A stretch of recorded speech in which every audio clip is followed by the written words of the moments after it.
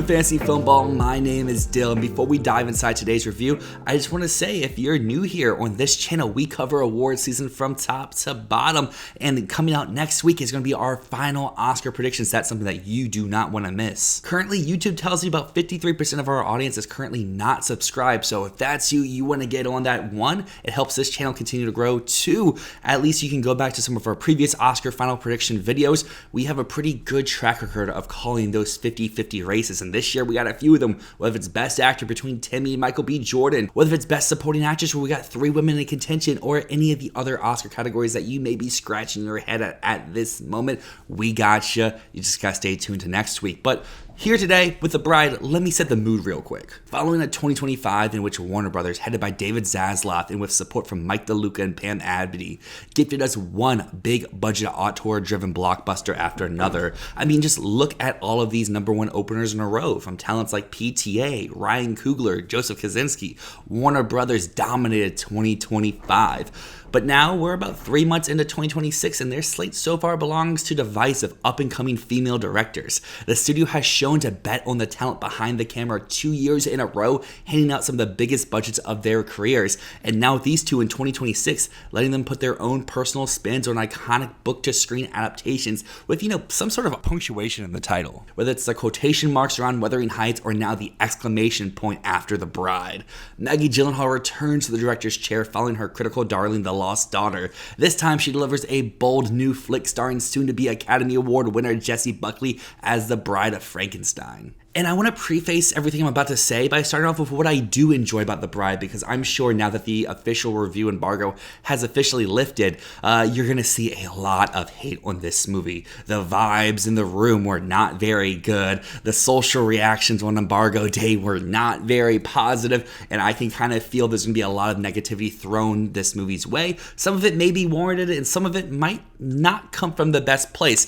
And I think specifically dealing with what this film is talking about, some of it could come off as a little weird or a little tone deaf, but I do want to kick off this review for Maggie Gyllenhaal's The Bride by saying I do appreciate and I do acknowledge Gyllenhaal's stance on the way that she approaches the themes of sexual assault. I think there are specific moments inside this movie that really deliver on what she's trying to tackle here. I personally just wish it felt more clear, more concise and better woven into the story at large. That's where a lot of my issues with The Bride do come from. This movie kind of just feels like a mess. I mean, let's get the obvious out the way. You have a stacked cast. Look at all these names on the poster, but for the most part, they're all delivering pretty clunky dialogue. Lines that don't quite make sense, or more often than we like to admit, some very rough line readings. If you are a subscriber here on the channel, you know from my Hamnet review, I rave Jessie Buckley's performance and how powerful she is in Hamnet, and she brings that same level of dedication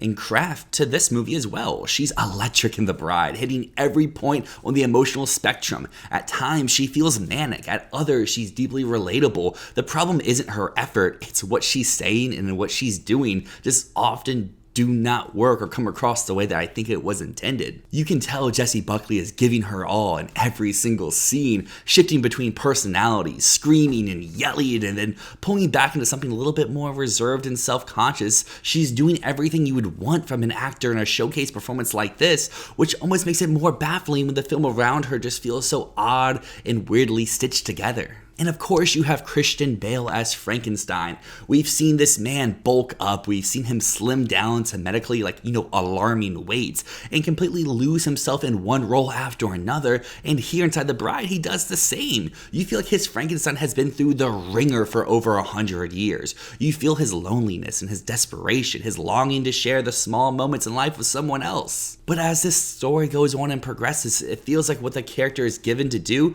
doesn't match the size of the performance Bale is delivering. Sometimes scenes tip into, comedy where I don't think they're supposed to be. I did find it neat how this film tries to tie in his love of early 1910s and 20s silent movies involving tap dancing and everything like that, revolving around Jake Gyllenhaal's character. That stuff did work. I just wish those elements led into something more intriguing. It felt like they were a part of a film that this movie wants to go into, but never fully gets to explore. And that's where a lot of my larger issues start to come in. The Bride is a perfect example of a film that has a great moment every so often, but never quite holds together. Outside of the screenplay problems I've mentioned before, some of these performances just do not land. Peter Skarsgård, Penelope Cruz, John Magaro, I know y'all are incredibly talented individuals, so why does it feel like this is your first day ever on a film set? And then we have Annette Bening, Mrs. Nyad herself, one of Hollywood's legends, turns in a performance that feels oddly corny and completely out of sync with the rest of this film's ensemble. Some of her line readings genuinely feel like she's reading the script for the first time, and she's kind of asking in her tone and her delivery, wait, what am I supposed to be saying? This doesn't make any sense. And I know it seems like I'm just dogging on The Bride right now, but I do want to say that trailer had me hyped. It had so much energy built up into it. You had this sense of style and direction from Maggie Gyllenhaal behind the camera. And like I mentioned, this cast is so stacked. But I'm just kind of sad to say that this 2-hour movie has absolutely no pace whatsoever. Its slogs are long. It feels disjointed, almost like it was stitched together, much like the creature itself, just not in a neat or cleanly or really enjoyable way. There's been a lot of conversation outside of this movie before this film was even released, before anyone had the chance to see it, even before the very first trailer, of how troubled this production was. From Netflix initially passing on it to its finding its home at Warner Brothers before one delay, another delay, another delay, whether it's for reshoots or a re-edit or due to poor test screenings. I can believe there's a better version of this movie somewhere out there, but what I kind of have to say is, if this is the rework version, I'm not entirely sure I want to see what the original cut was. Because to cap it all off, to really, place the final seal on my feelings about The Bride, when that end credit song drops, it feels like it belongs in a completely different tone of movie. Like, that feels like it's out of a comedy or a satire where, like I mentioned before, if it's going into the themes of sexual assault or some of the character directions that Jessie Buckley's Bride goes through, that's much more of a darker story, while there's times where we have Christian Bale's Frankenstein or Annette Bening's Doctor that feel very much like it's in a more lighthearted, poking fun at this subgenre movie. To use the analogy of just stitching it all together, building this creation, you have moments of humor that do work, you have moments of dark, gritty seriousness that do work, but when you try to put them together, they don't connect well. It's like you're trying to connect like on like a puzzle block. You have a circle piece and you're trying to put it into the square piece. It just doesn't fit in. They may work on their own, but at least here inside of The Bride, they don't connect together. And at the end of the day, those two movies, they never quite really meet in the middle. All in all, at the end of the day, I do want to end on some positives because The Bride does have a few bright spots. Jessie Buckley and Christian Bale really do give it their all. You can see they are giving 110% commitment here, wanting to bring their own unique imaginations and interpretations of these characters to the screen. And when this film does lean into some more of the goofier tones, specifically around Christian Bale's Frankenstein and his love of Hollywood, or when Jessie Buckley's The Bride is kind of having her manic dual personality back and forth, it kind of does work, especially when we get the Shape of Water-esque dance scene. Like, it comes out of nowhere, but you're kind of digging the vibe. But then at the same time, there's other moments where this film is going into some serious and some dark tones and subject matters, revolving around the bride's past trauma regarding sexual assaults, as well as just the nastiness of what some men are capable of doing. This movie really does feel like it's trying to reach for something meaningful. You may have like 3 or 4 elements that really do work, but then the other 12 feel like they were tossed in and just said, hey, you gotta make these all connect together. And for me, it just never comes across as working. This is the point of the show where I would normally jump in here to say, hey, what are the awards prospects for a movie like this? And last time with Wuthering Heights, I tried to be like, hey, in a best case scenario, you got guilds here. Maybe you have a short list at the Oscars, but no real Oscar prospects.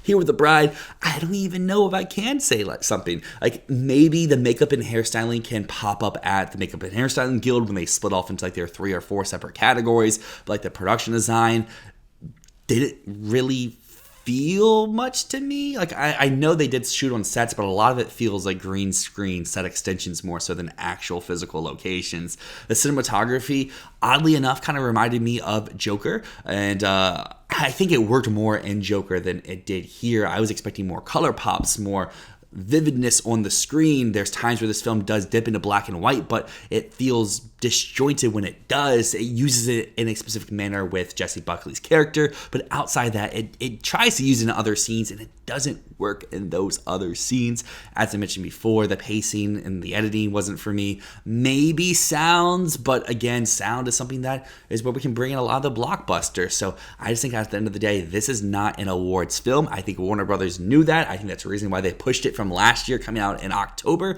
to coming out here in early March. But we have reached the end of this video here, and what I do want to say is if you made it this far in the video, thank you so much for watching. I appreciate the fact that you want to sit here and listen to me ramble about films, but what I do want to hear is your thoughts on The Bride. If you've seen the film, let me know down below. If you liked it more than me, if you liked it even less than I did, as well as what were some of your favorite or least favorite aspects about the movie. But until next time, my name's Dyl. This has been Fantasy Filmball. Peace.